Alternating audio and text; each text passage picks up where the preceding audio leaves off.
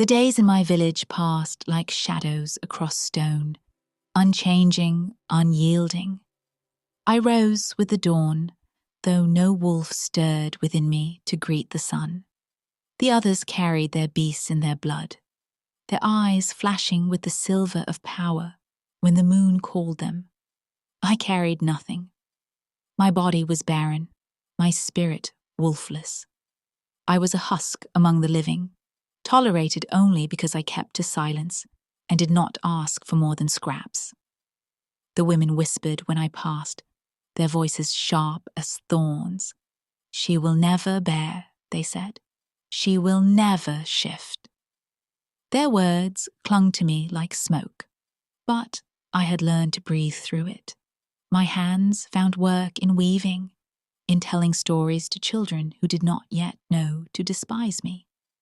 I spoke of rivers that sang, of stars that listened, of wolves who loved their mates beyond death.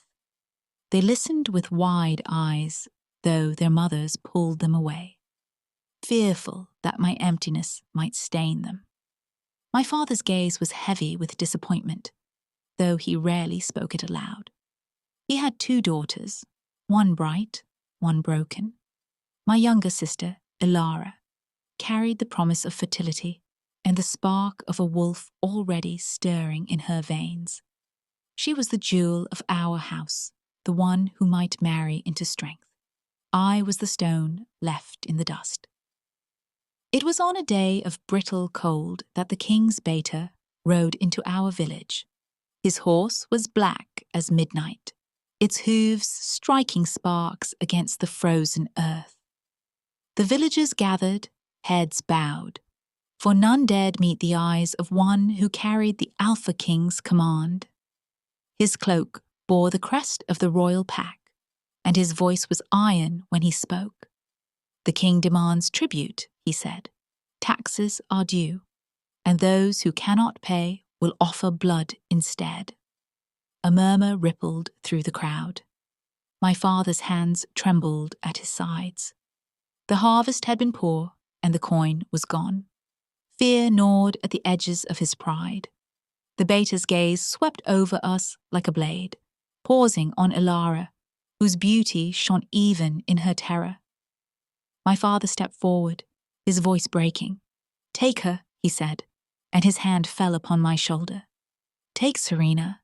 She is wolfless, barren, but she will serve."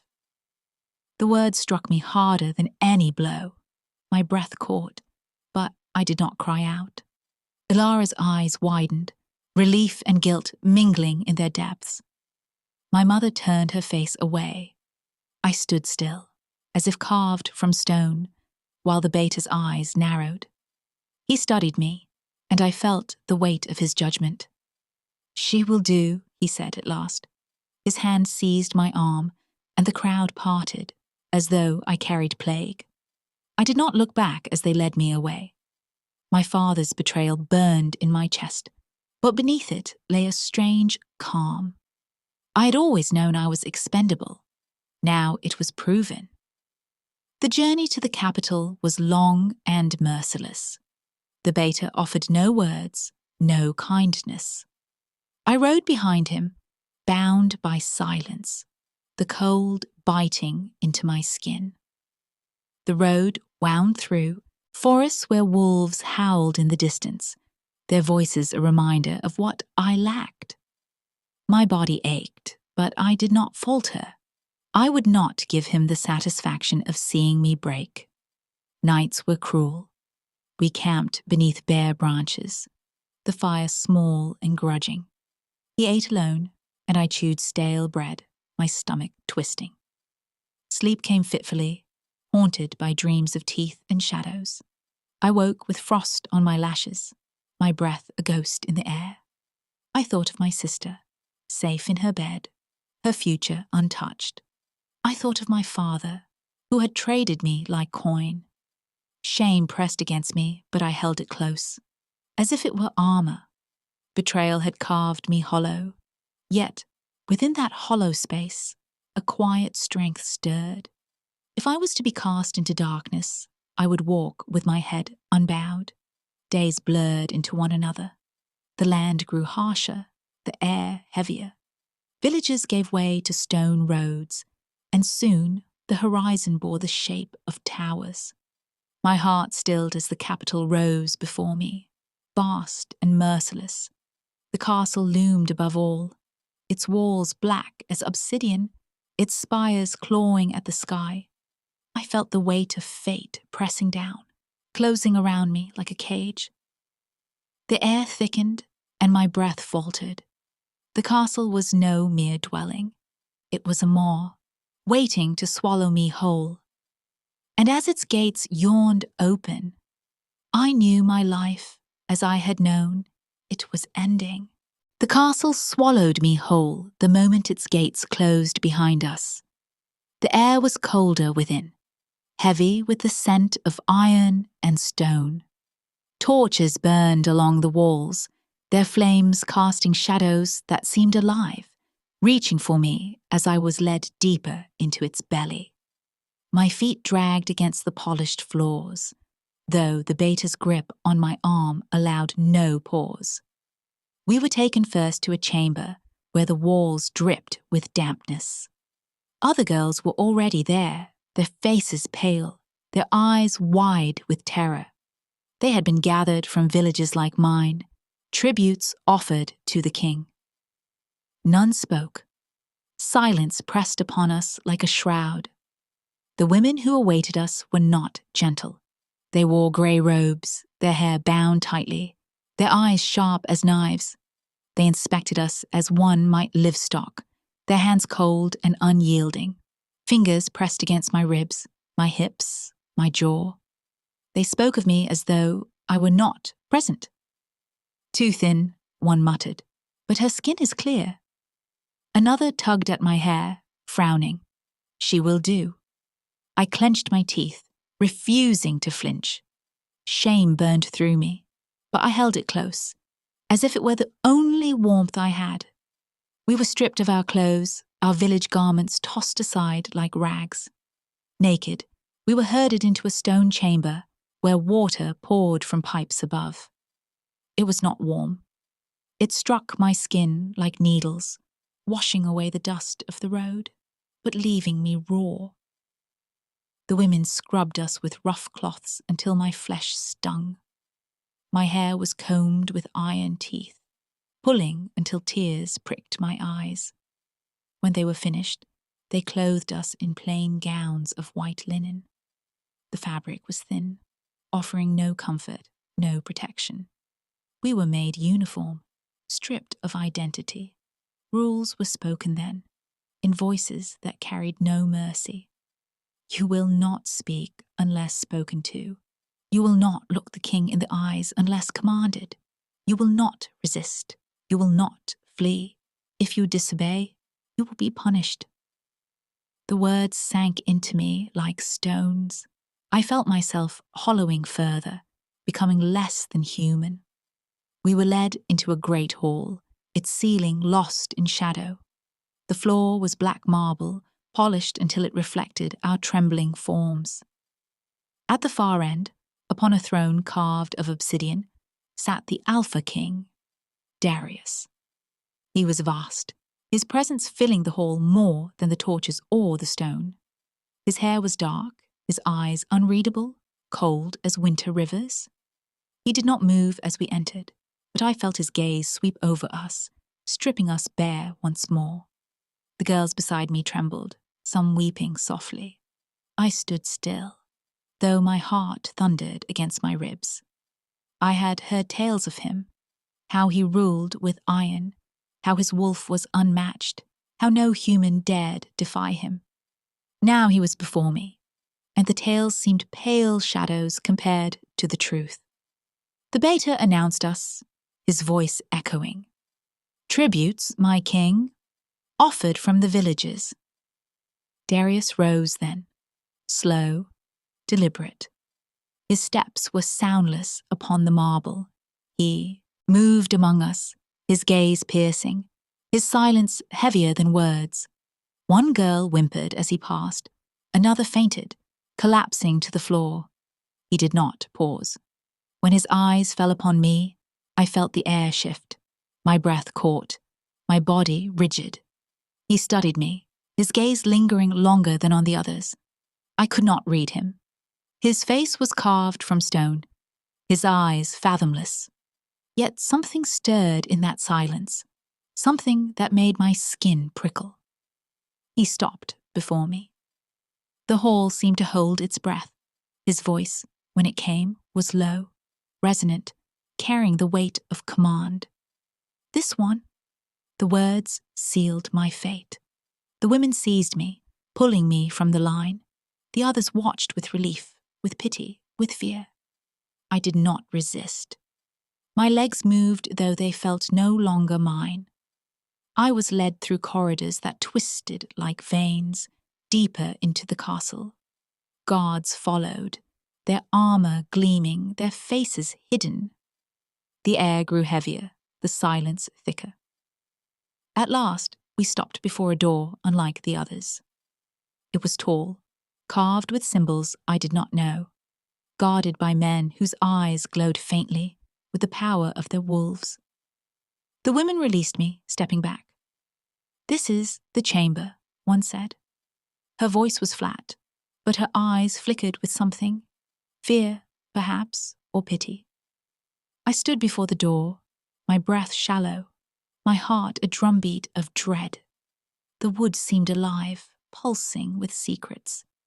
Beyond it lay something unknown, something that waited for me alone. I felt fate pressing closer, its jaws tightening. I knew, with a certainty that chilled me, that I might not survive what waited beyond. The door opened with a groan that echoed like a warning. I stepped inside, my breath shallow, my hands trembling though I forced them still. The chamber was vast, lit by a fire that burned low, its glow casting shadows that writhed across the walls. The air was thick, heavy with musk, and something darker, something feral. He was there, the beast. At first, I thought the fire had conjured him from smoke. His form was immense, crouched in the half-light, his body cloaked in fur that gleamed like midnight. His eyes burned gold, too bright, too alive. His jaw was sharp, his teeth glinted when he breathed. He was neither man nor wolf, but something caught between, cursed to linger in that monstrous shape. My knees threatened to buckle, but I held myself upright. His gaze pinned me, unblinking, unreadable. "You are mine tonight," he said, his voice low, rough, carrying the weight of command. A table stood between us, laden with food, meats roasted, bread torn, wine dark as blood. My stomach twisted with hunger, but fear held me still. He gestured, claws curling. "Eat." I moved slowly, each step a battle against the instinct to flee. The chair was too large, the table too high, as though made for creatures greater than me. I sat, my fingers trembling as I reached for bread. His eyes followed every motion, his breath deep, steady, predatory. When I lifted the cup, his hand struck the table, claws scraping wood. "Not that," he growled. He poured the wine himself, his movements deliberate, his eyes never leaving mine. He placed the cup before me, and I drank, though the taste was bitter, heavy with something I could not name. After the meal, he rose. His shadow swallowed the firelight. He carried a garment, dark silk, heavy, shimmering faintly. He held it out. "Wear this." I hesitated. My breath caught. His eyes narrowed, and I felt the command coil around me like chains. I took the dress, retreating to a corner, slipping it over my plain linen. The fabric clung to me, cold against my skin, as though it remembered other bodies before mine. When I turned back, he held a collar, iron, black, adorned with runes that pulsed faintly. My heart stilled. "No," I whispered, though the word was barely sound. His gaze sharpened, his voice a growl. You will obey. Fear surged, but something within me resisted. I was barren, wolfless, unwanted, yet I was still human, still alive. My voice trembled, but I forced it forth. I have no wolf to bind, no blood to claim, but I have stories. The silence that followed was heavy, dangerous. His claws flexed, his breath deepened. I thought he would strike, tear me apart for defiance. Yet his head tilted, his eyes narrowing with something other than rage. Stories, he said, the words strange in his mouth. I swallowed, my throat dry. Yes, tales of rivers that sing, of stars that listen, of wolves who love beyond death. I can give you words instead of obedience. His gaze burned into me, and I felt the weight of his hunger, not for food, not for flesh, but for something deeper. He lowered the collar, though his hand lingered upon it. Speak, he commanded. So I did. My voice was soft, trembling at first, but it grew steadier as the words flowed. I told him of a wolf who sought the moon, who chased her light across the sky, never reaching, yet never ceasing. I told him of a river that carried secrets, whispering them to stones. I told him of love that endured even when bodies failed, when wolves turned to dust. His breathing slowed, his eyes dimmed from fire to ember. He listened, truly listened. When I faltered, he leaned closer, his voice low. More. I searched my mind, desperate, and found a riddle I had once spoken to children in the village.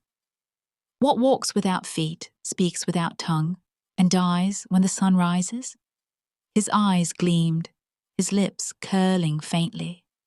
A shadow, he said. The answer struck me like a chord, resonant, binding. For a moment, the chamber felt less heavy, less cruel. He set the collar aside, his claws retreating. His voice softened, though it still carried the weight of command. You will return tomorrow night. The words should have been mercy, but something in his tone unsettled me. It was not threat, nor promise, but something deeper, something that trembled between hunger and need. I felt the chill of fate coil tighter around me, even as the fire burned low.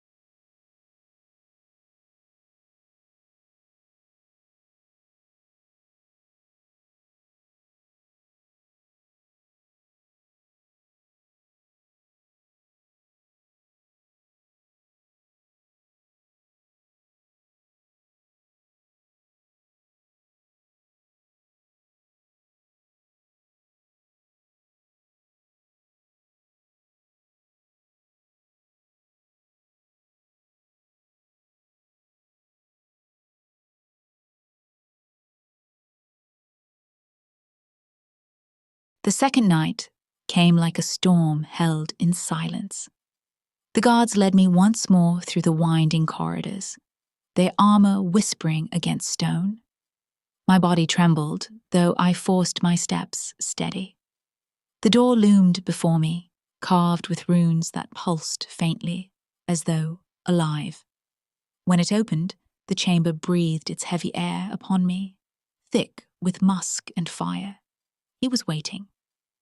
The beast crouched near the hearth, his massive form half shadowed, half illuminated. His fur caught the firelight, gleaming like molten night.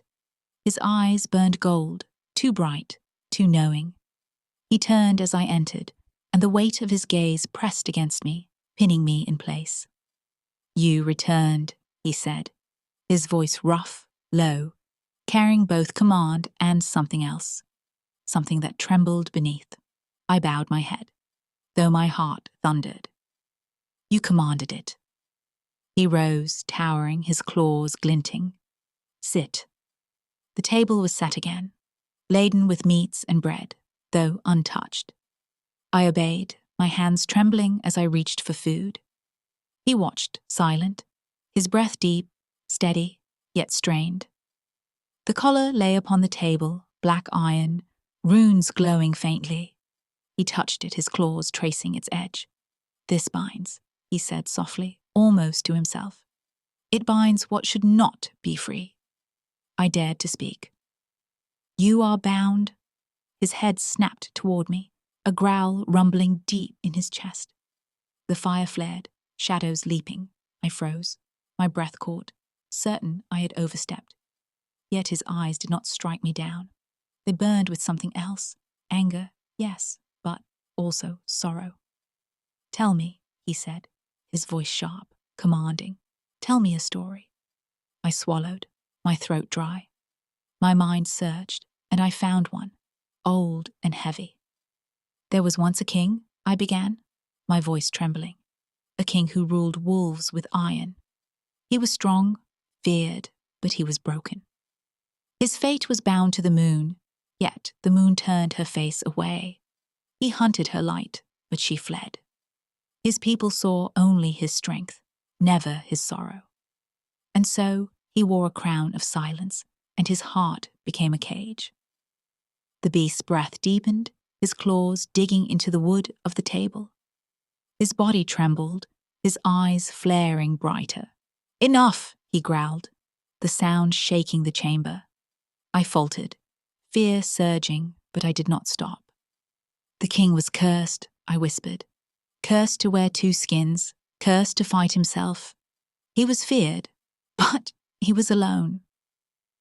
The beast roared then, the sound tearing through the chamber, rattling the walls.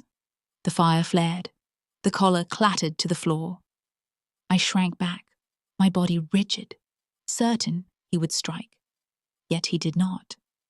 His breath came ragged, his claws flexed, but his eyes burned with pain.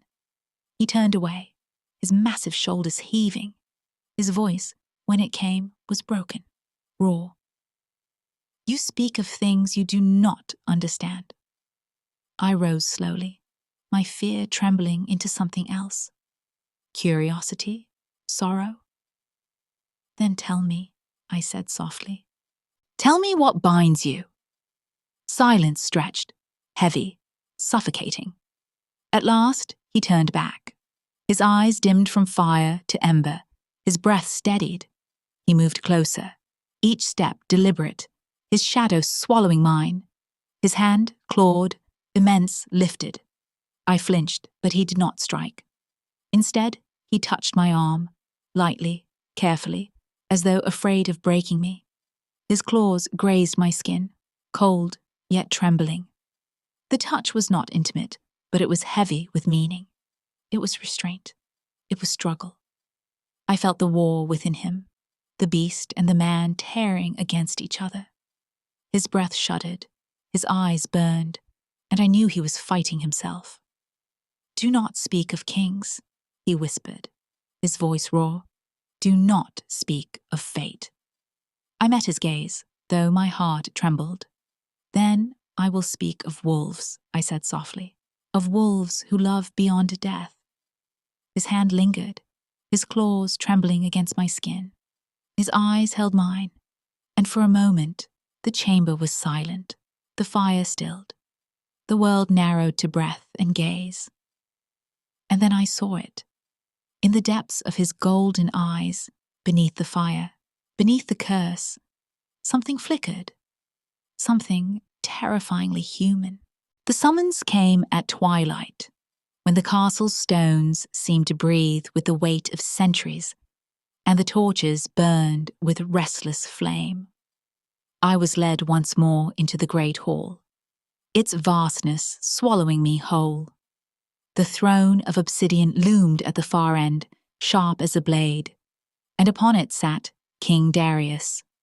He was different this time. His posture was too precise, his gaze too steady, as though every breath had been measured, every movement rehearsed. The air around him was taut, controlled, yet beneath that control, I sensed something else, something restless, something aware. I bowed, my heart heavy, my breath shallow. His eyes found me, and the weight of them pressed against my skin. It was not the gaze of a king upon a slave. It was sharper, deeper, as though he sought something hidden within me. "You returned from the chamber," he said, his voice low, resonant. "You spoke with him." I swallowed, my throat dry. "Yes, my king." His eyes narrowed, though his face remained unreadable. "What did he say?" I faltered, my mind racing. To speak truth was dangerous, yet to lie might be worse. "He listened," I whispered. "He asked for stories, nothing more." The silence stretched, heavy, suffocating. His gaze did not leave mine. And then, suddenly, his breath shifted. His nostrils flared, his eyes sharpened. He leaned forward, his body tense. "You," his voice broke, low, uncertain. "Your scent." My heart stilled. He should not have known me in such a way. I was wolfless, barren, beneath notice. Yet his gaze burned with recognition, with something that should not have been possible. I felt the hall tighten around us, the air thickening. His eyes lingered too long, his breath too deep. It was as though he had seen me before, not here, not now, but somewhere hidden, somewhere forbidden. Before I could speak, the doors burst open. Guards rushed in, their armor clattering, their voices sharp with alarm. A group of men followed, cloaked, armed, their eyes gleaming with defiance. They shouted of tribute, of tyranny, of blood owed. The clash was sudden, brutal.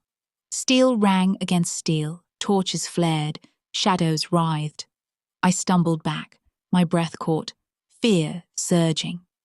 One of the cloaked men broke through the line, his blade raised, his eyes fixed upon me. I froze, my body rigid. Certain death was upon me. But Darius moved. He rose from the throne with a speed that defied reason. His body a blur, his presence overwhelming. His hand seized the attacker's wrist, crushing it until the blade fell. His other hand struck, claws flashing, claws, not merely fingers. The man crumpled, broken, his cry swallowed by the hall.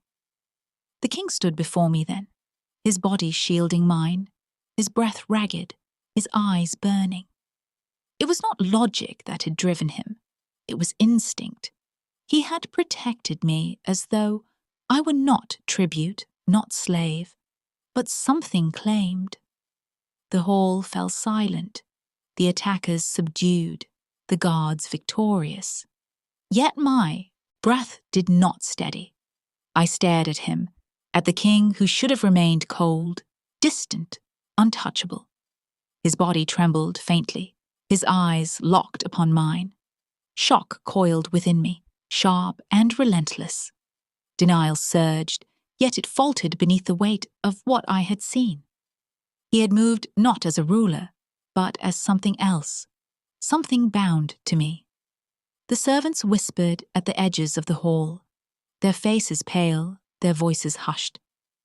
He shielded her. He claimed her. It is forbidden. Their words clung to me, heavy, dangerous.